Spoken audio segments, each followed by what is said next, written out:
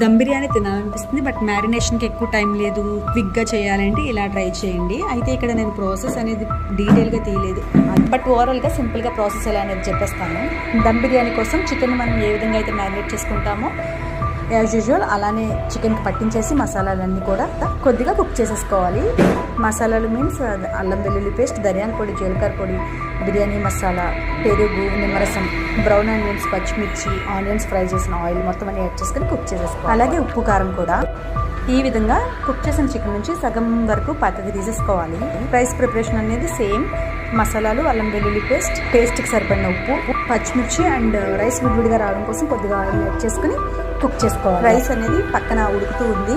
ఇక్కడ layers wise వేస్తున్నాం. First layer వచ్చేసి 60% అలా కుక్ అయిన రైస్ని యాడ్ చేసాం. నెక్స్ట్ కొద్దిగా చికెన్, బ్రౌన్ ఆనియన్స్, కొత్తిమీర, పుదీనా, నెయ్యి యాడ్ చేసుకోవాలి. నెక్స్ట్ మళ్ళీ ఇంకొక లేయర్ రైస్, అలాగే చికెన్, కొత్తిమీర, పుదీనా సేమ్ లేయర్స్ యాడ్ చేసుకోవాలి. ప్రతి లేయర్కి నెయ్యి అండ్ బ్రౌన్ ఆనియన్స్ యాడ్ చేస్తున్నాను. ఇక్కడ వచ్చేసి క్వాంటిటీ కేజీన్నర రైస్ వరకు తీసుకున్నాం. చికెన్ వచ్చేసి 2 kgs పైనే, అంటే రైస్ కంటే కూడా చికెన్ కొంచెం ఎక్కువ ఉంటే బాగుంటుంది కదా, అలా 3 లేయర్స్ అయితే వేసాను చికెన్. దమ్ బిర్యానీ అనేది కొంచెం ఎక్కువ టైం టేకింగ్ ప్రాసెస్ కదా, ఇలా ట్రై చేయండి, క్విక్గానే అయిపోతుంది.